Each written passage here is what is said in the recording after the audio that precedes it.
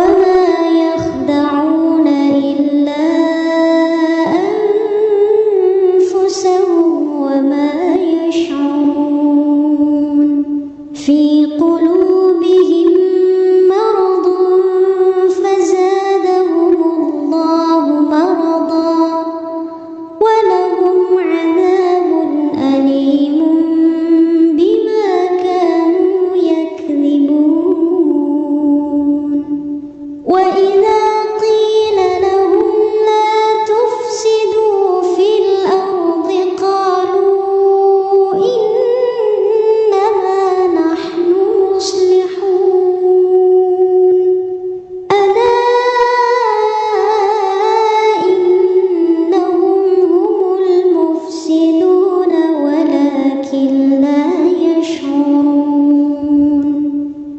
وإذا قيل لهم آمنوا كما آمن الناس قالوا أنؤمن كما آمن السفهاء ألا إنهم هم السفهاء ولكن لا يعلمون وإذا لقوا الذين آمنوا قالوا آمنا وإذا خلوا إلى شياطينهم قالوا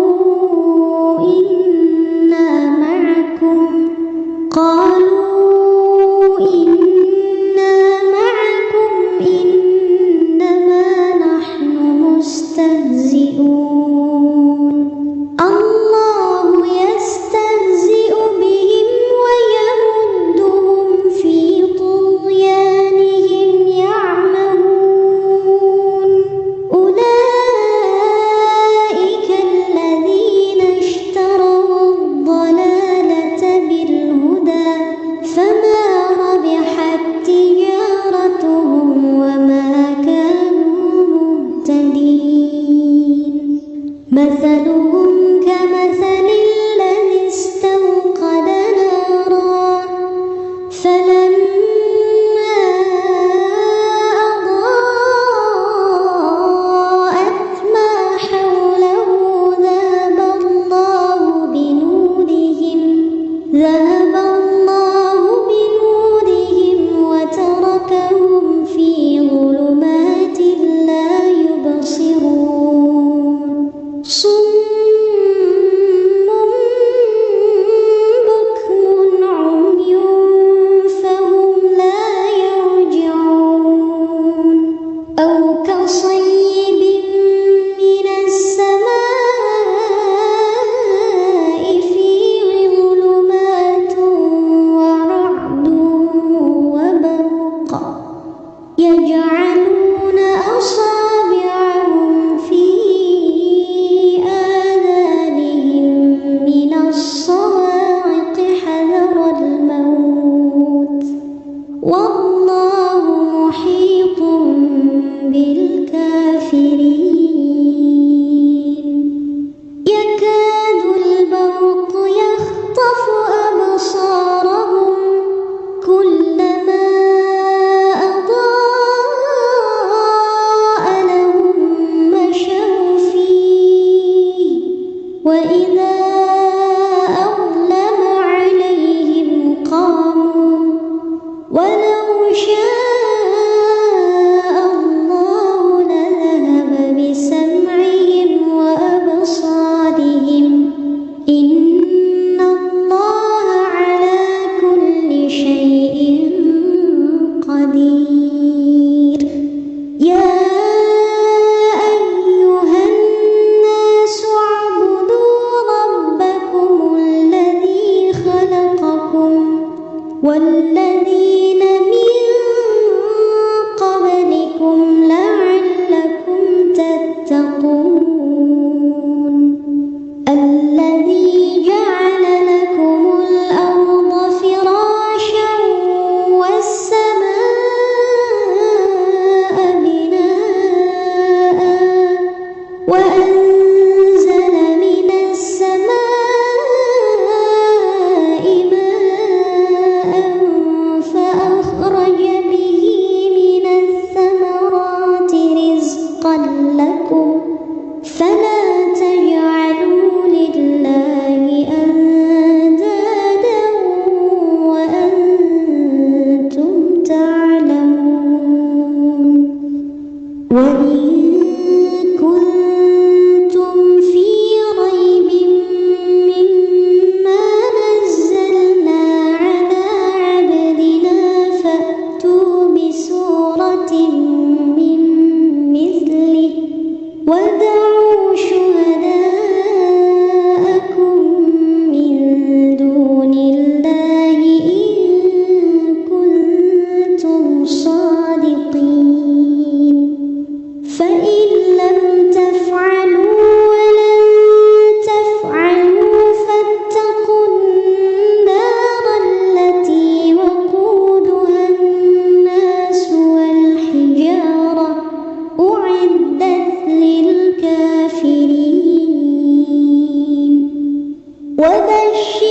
الذين آمنوا وعملوا الصالحات أن لهم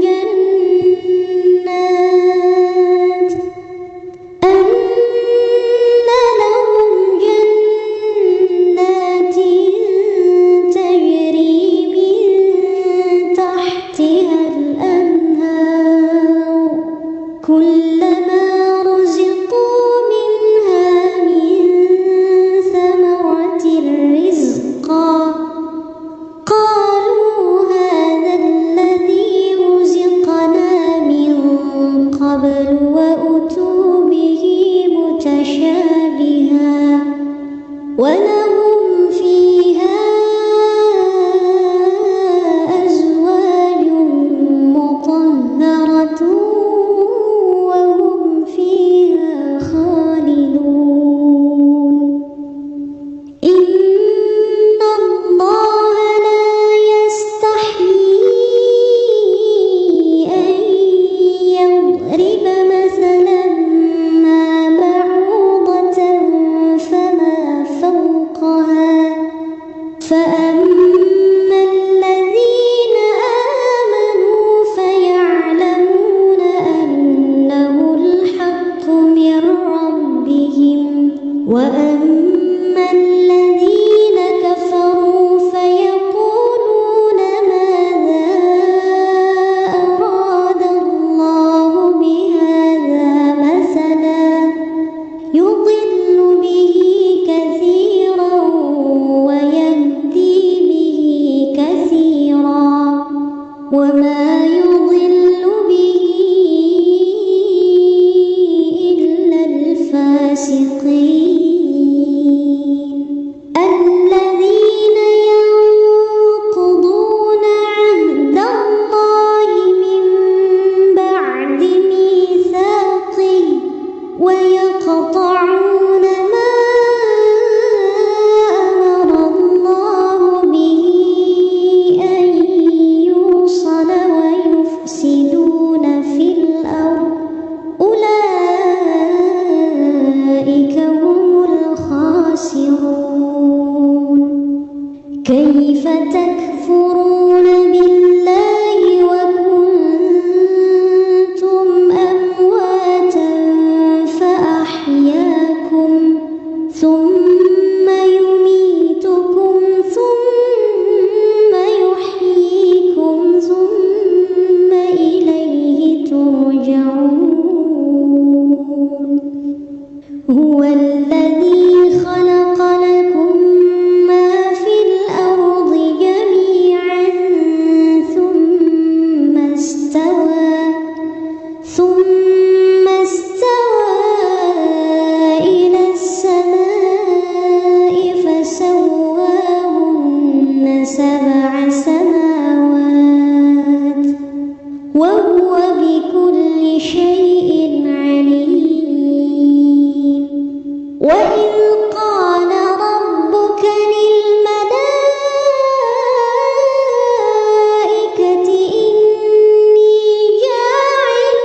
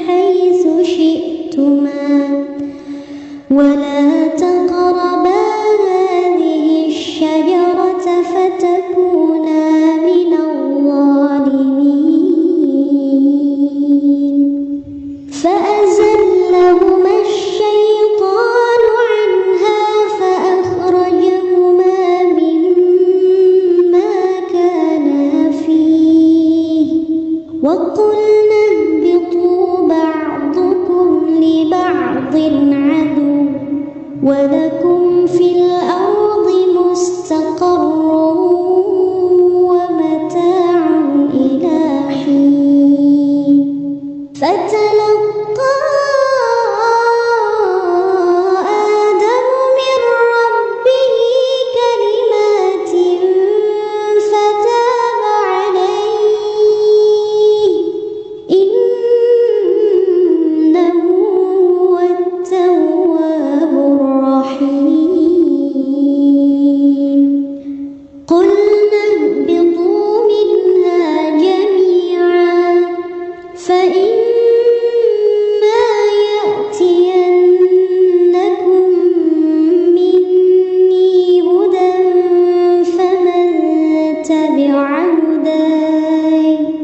فمن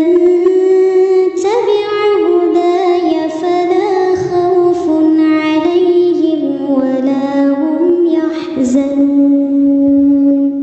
والذين كفروا وكذبوا بآياتنا أولئك أصحاب النار هم فيها خالدون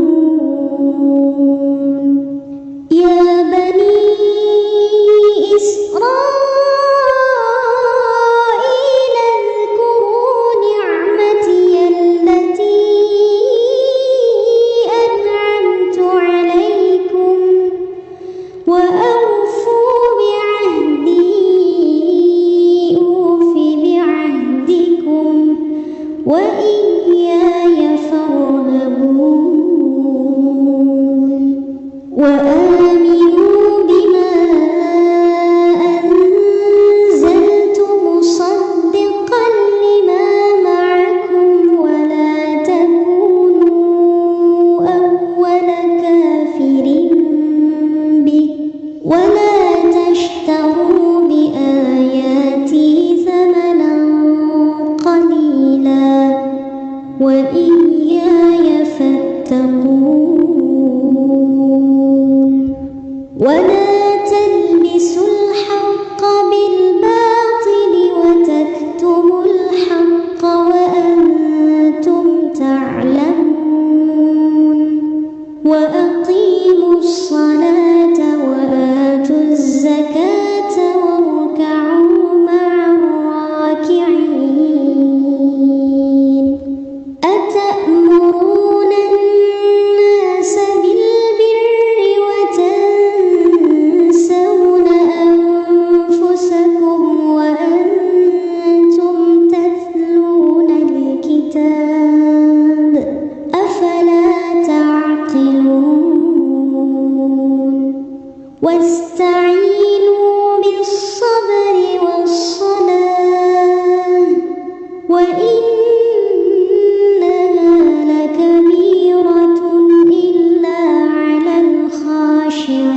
الخاشعين الذين يظنون أنهم ملاقو ربهم وأنهم إليه راجعون يا بني إسرائيل اذكروا نعمتي التي أنعمت عليكم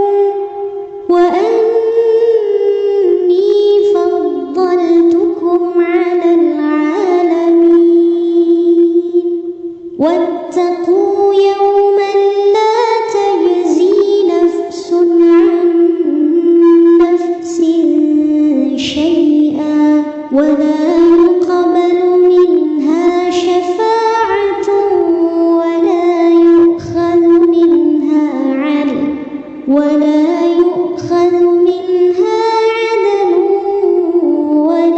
هم ينصرون وإذ نجيناكم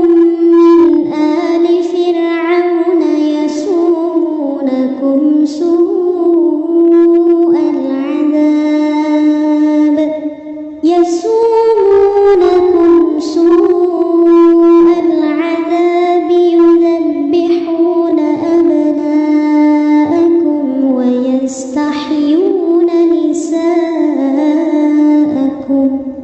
وفي ذلكم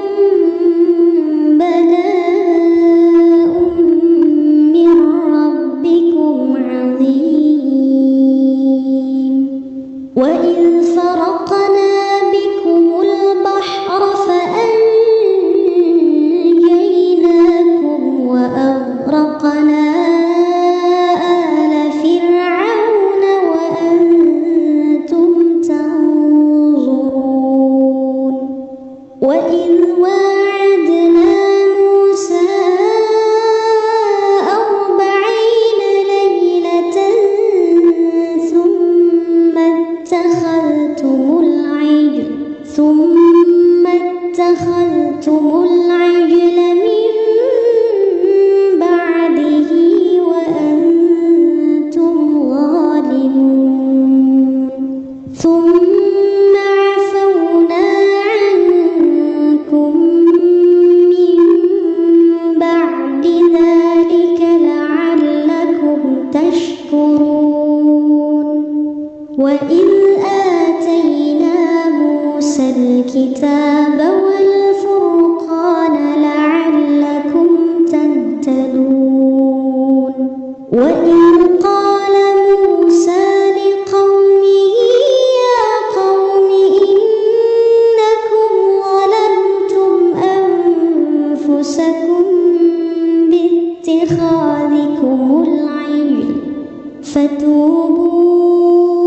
إلى بارئكم فاقتلوا أنفسكم ذلكم خير لكم عند بارئكم فتاب عليكم إنه هو التواب الرحيم. وإذ قلتم يا موسى لن نؤمن لك حتى نرى الله جهرة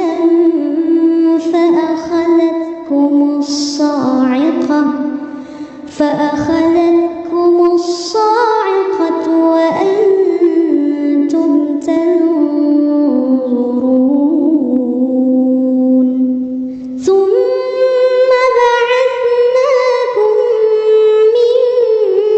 بعد موتكم لعلكم تشكرون. وظللنا عليكم الغمام وأنزلنا عليكم المن والسلوى كلوا من طيبات ما رزقناكم وما ظلمونا ولكن كانوا أنفسهم يظلمون. وإذ قلنا ادخلوا هذه القرية فكلوا منها حيث شئتم رغدا وادخلوا الباب سجدا وقولوا حطة نغفر لكم خطاياكم وسنزيد المحسنين. فبدل الذين ظلموا قولا غير الذي قيل لهم فأنزلنا على الذين ظلموا رجزا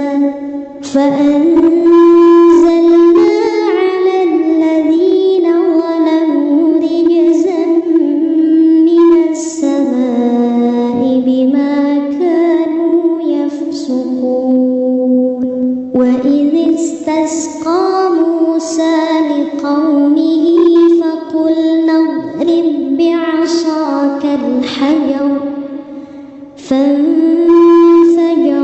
منه 12 عينا قد علم كل أناس مشربهم كلوا واشربوا من رزق الله ولا تعثوا في الأرض وإذ قلتم يا موسى لن نصبر على طعام واحد فادع لنا ربك يخرج لنا مما تنبت الأرض من بقلها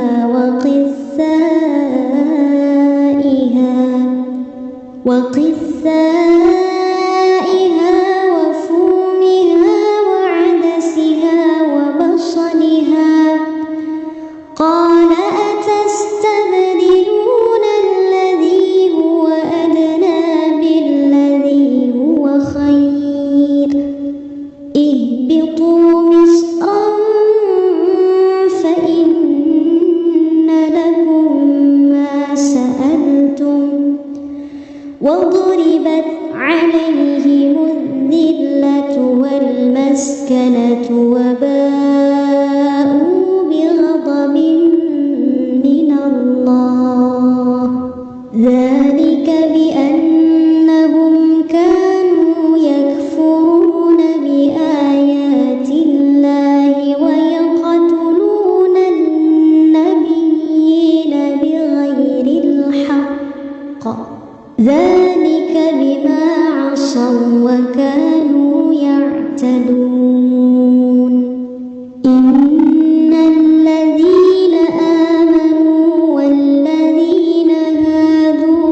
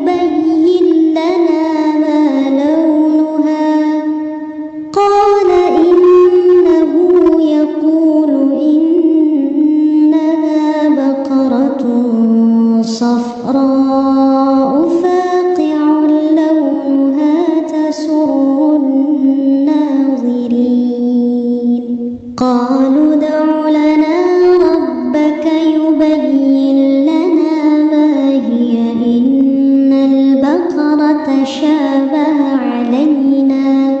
وإنا إن شاء الله لمهتدون قال إنه يقول إنها بقرة لا ذلول تثير الأرض ولا تسقي الحرث مسلمة لا شية فيها قالوا الآن جئت بالحق فذبحوها وما كادوا يفعلون وإذ قتلتم نفسا فادارأتم فيها والله مخرج ما كنتم تكتمون فقلنا اضربوه ببعضها كذلك يحيي الله الموتى ويريكم آياته لعلكم تعقلون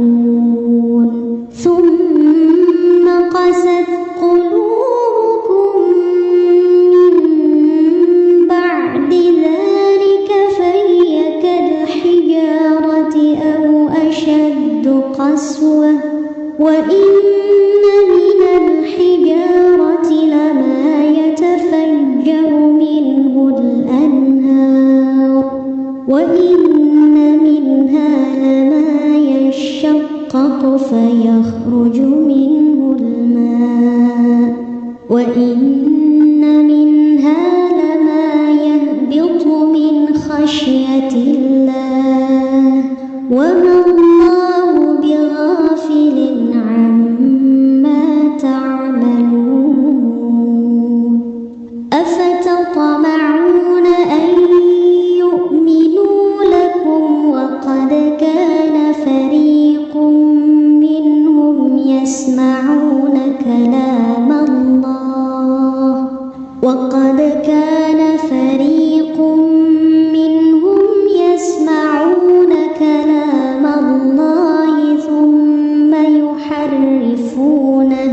ثم يحرفونه من بعد ما عقلوه وهم يعلمون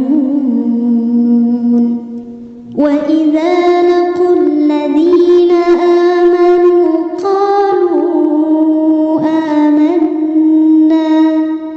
وإذا خلا بعضهم إلى بعض قالوا أتحدثونهم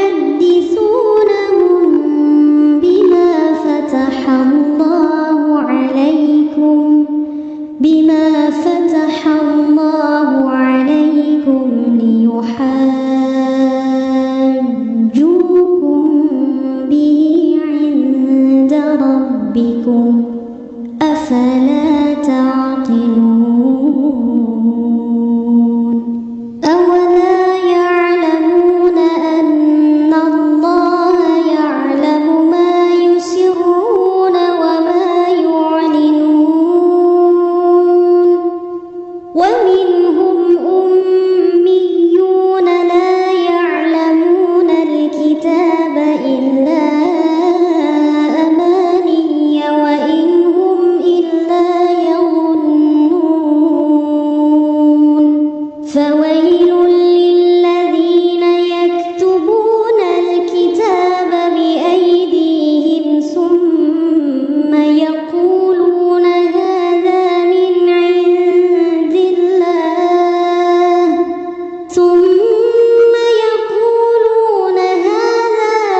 عند الله ليشتروا به ثمنا قليلا فويل لهم مما كتبت أيديهم وويل لهم مما يكسبون وقالوا لن تمسنا النار إلا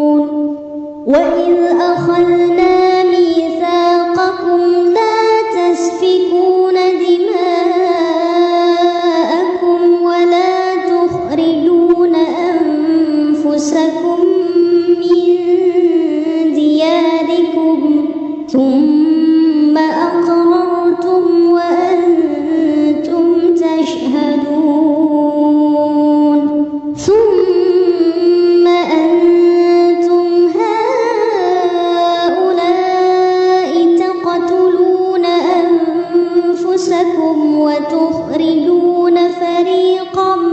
منكم من ديارهم تظاهرون عليهم بالإثم والعدوان وإن يأتوكم أسارى تفادوهم وهو محرم عليكم إخراجهم أفتؤمنون ببعض الكتاب وتكفرون ببعض فما جزاء من يفعل ذلك منكم إلا خزي في الحياة الدنيا ويوم القيامة يردون إلى أشد العذاب وما الله بغافل عما تعملون أولئك الذين اشتروا الحياة الدنيا بالآخرة فلا يخفف عنهم العذاب ولا هم ينصرون ولقد آتينا موسى الكتاب وقفينا من بعده بالرسل وآتينا عيسى ابن مريم البينات وأيدناه بروح القدس أفكلما جاءكم رسول بما لا تهوى أنفسكم استكبرتم ففريقا كذبتم وفريقا تقتلون وقالوا قلوبنا غلف بل لعنهم الله بكفرهم فقليلا ما يؤمنون ولما جاءهم كتاب من عند الله مصدق لما معهم وكانوا من قبل يستفتحون على الذين كفروا فلما جاءهم ما عرفوا كفروا به فلعنة الله على الكافرين بئس ما اشتروا به أنفسهم أن يكفروا بما أنزل الله بغيا أن ينزل الله من فضله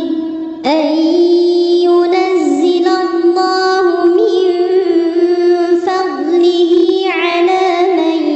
يشاء من عباده فباءوا بغضب على غضب وللكافرين عذاب مهين وإذا قيل لهم آمنوا بما أنزل الله قالوا نؤمن بما أنزل علينا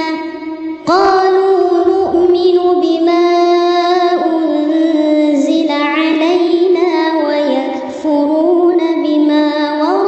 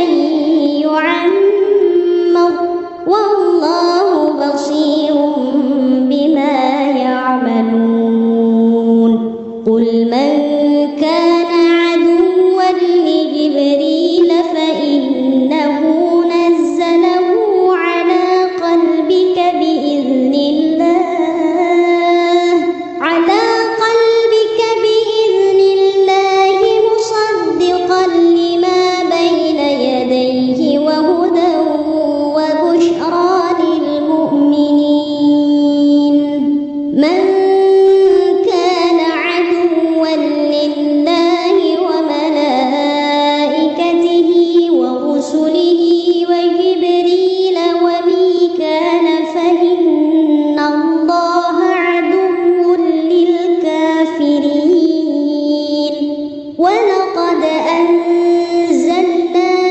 إليك آيات بينات وما يكفر بها إلا الفاسقون أوكلما عاهدوا عهدا نبذه فريق منهم بل أكثرهم لا يؤمنون ولما جاءهم رسول من عند الله مصدق لما معهم نبذ فريق من الذين أوتوا الكتاب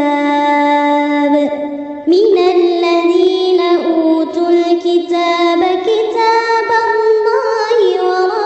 وراء ظهورهم كأنهم لا يعلمون واتبعوا ما تتلو الشياطين على ملك سليمان وما كفر سليمان ولكن الشياطين كفروا يعلمون الناس السحر وما أنزل على الملكين ببابل هاروت وماروت وما يعلمان من أحد حتى يقولا إنما نحن فتنة فلا تكفر فيتعلمون منهما ما يفرقون به بين المرء وزوجه وما هم بضارين به من أحد إلا بإذن الله ويتعلمون ما يضرهم ولا ينفعهم ولقد علموا لمن اشتراه ما له في الآخرة من خلاق ولبئس ما شروا به أنفسهم لو كانوا يعلمون ولو أنهم آمنوا واتقوا لمثوبة من عند الله خير لو كانوا يعلمون يا أيها الذين آمنوا لا تقولوا راعنا وقولوا انظرنا واسمعوا وللكافرين عذاب أليم ما يود الذين كفروا من أهل الكتاب ولا المشركين أن ينزل عليكم من خير من ربكم والله يختص برحمته من يشاء والله ذو الفضل العظيم ما ننسخ من آية أو ننسها نأت بخير منها أو مثلها ألم تعلم أن الله على كل شيء قدير ألم تعلم أن الله له ملك السماوات والأرض وما لكم من دون الله من ولي ولا نصير أم تريدون أن تسألوا رسولكم كما سئل موسى من قبل ومن يتبدل الكفر بالإيمان فقد ضل سواء السبيل ود كثير من أهل الكتاب لو يردونكم من بعد إيمانكم كفارا حسدا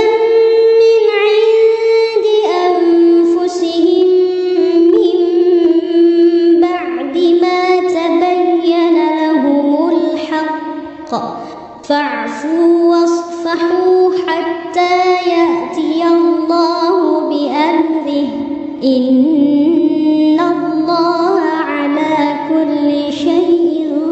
قدير وأقيموا الصلاة وآتوا الزكاة وما تقدموا لأنفسكم من خير تجدوه عند الله إن الله بما تعملون بصير وقالوا لن يدخل الجنة إلا من كان هودا أو نصارى تلك أمانيهم قل هاتوا برهانكم إن كنتم صادقين بلى من أسلم وجهه لله وهو محسن فله أجره عند ربه ولا خوف عليهم ولا هم يحزنون وقالت اليهود ليست النصارى على شيء وقالت النصارى ليست اليهود على شيء وهم يتلون الكتاب كذلك قال الذين لا يعلمون مثل قولهم فالله يحكم بينهم يوم القيامة فيما كانوا فيه يختلفون ومن أظلم ممن منع مساجد الله أن يذكر فيها اسمه وسعى في خرابها أولئك ما كان لهم أن يدخلوها إلا خائفين لهم في الدنيا خزي ولهم في الآخرة عذاب عظيم ولله المشرق والمغرب فأينما تولوا فثم وجه الله إن الله واسع عليم وقالوا اتخذ الله ولدا سبحانه بل له ما في السماوات والأرض كل له قانتون بديع السماوات والأرض وإذا قضى أمرا فإنما يقول له كن فيكون وقال الذين لا يعلمون لولا يكلمنا الله أو تأتينا آية كذلك قال الذين من قبلهم مثل قولهم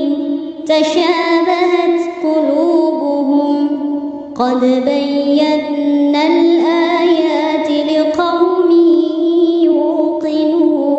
يوقنون إنا أرسلناك بالحق بشيرا ونذيرا